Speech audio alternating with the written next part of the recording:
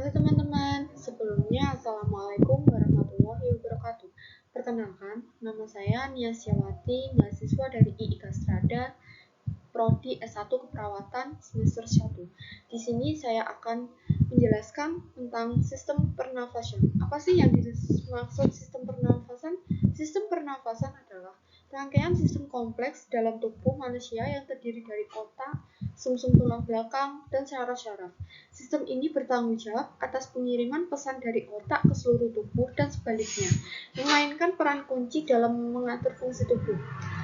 Selanjutnya ada anatomi sistem pernafasan. Struktur kompleks. Sistem pernafasan memiliki struktur yang kompleks, termasuk sel-sel saraf, neuron, dan jaringan saraf yang saling terhubung membentuk suatu jaringan yang sangat terorganisir.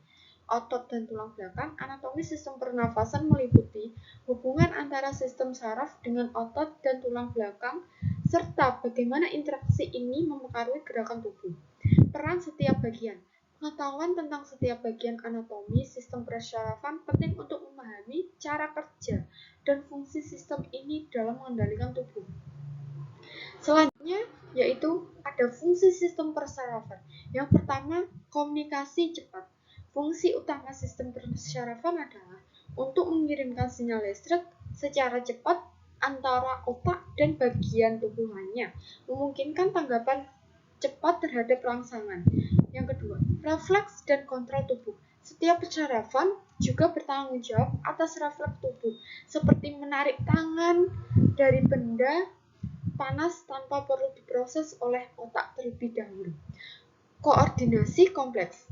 Fungsi kompleks seperti keseimbangan, koordinasi gerakan, dan pengaturan organ-organ tubuh juga merupakan bagian penting dari sistem ini. Selanjutnya, yaitu ada bagian-bagian utama sistem persyarafan. Yang pertama ada otak sebagai pusat pengendalian tubuh dan pusat proses mental. Yang kedua ada sumsum tulang belakang, mengirimkan sinyal-sinyal dari otak ke seluruh tubuh dan sebaliknya. Yang ketiga ada saraf-saraf tepi, menghubungkan organ-organ tubuh dengan sistem saraf pusat. Selanjutnya yaitu sistem saraf pusat. Yang pertama ada otak, pusat pengaturan dan pengendalian tubuh serta proses-proses mental. Yang kedua, sumsum tulang belakang, pusat pengiriman sinyal-sinyal ke seluruh tubuh. Yang ketiga, korteks otak, berbicara tentang pembentukan proses-proses mental yang kompleks. Selanjutnya, sistem saraf tepi. Saraf sensoris mengirimkan informasi sensoris dari tubuh ke otak seperti rasa, sentuhan, suhu, dan nyeri. Saraf motoris mengirimkan perintah dari otak ke otot untuk mengatur gerakan. Selanjutnya ada saraf otonom, bertanggung jawab atas kendali tubuh yang tidak dapat dikontrol secara sadar, seperti detak jantung dan pencernaan. Selanjutnya yaitu ada gangguan dan penyakit pada sistem persyarafan. Yang pertama, penyakit saraf.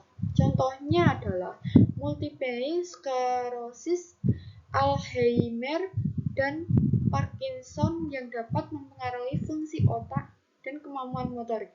Yang kedua ada cedera saraf. Cedera pada sistem persyarafan dapat mengganggu fungsi tubuh seperti cedera tulang belakang dan saraf tepi. Yang ketiga ada sindrom saraf tepi, misalnya neuropati diabetik yang mempengaruhi fungsi sensorik dan motoris saraf tepi. Yang selanjutnya adalah kesimpulan. Dari penjelasan di atas dapat disimpulkan, sistem saraf adalah jaringan kompleks dalam tubuh yang mengirimkan sinyal antara berbagai bagian. Ini terdiri dari otak, sumsum tulang belakang, dan saraf-saraf lainnya yang menyebar di seluruh tubuh. Sistem saraf dibagi menjadi dua bagian utama, sistem saraf pusat atau SSP dan sistem saraf perifer atau SSB. Sistem saraf pusat mencakup otak dan sumsum tulang belakang. Ini adalah pusat pengendalian utama tubuh, menerima informasi dari saraf-saraf perifer dan pengiriman instruksi kembali ke tubuh. Sistem saraf perifer adalah jaringan saraf yang menghubungkan otak dan sumsum tulang belakang ke bagian lain dari tubuh. Ini membawa informasi sensorik ke sistem saraf pusat dan membawa pesan motorik dari sistem saraf pusat ke otot dan kelenjar. Secara keseluruhan, sistem saraf memungkinkan kita merasakan, memahami, dan merespon lingkungan kita, memainkan peran penting dalam setiap aspek kehidupan kita. Dari fungsi dasar seperti bernafas, detak jantung, hingga tugas yang lebih kompleks seperti berpikir dan merasa. Itu saja penjelasan dari saya. Kurang lebihnya mohon maaf. Terima kasih. Wassalamualaikum warahmatullahi wabarakatuh.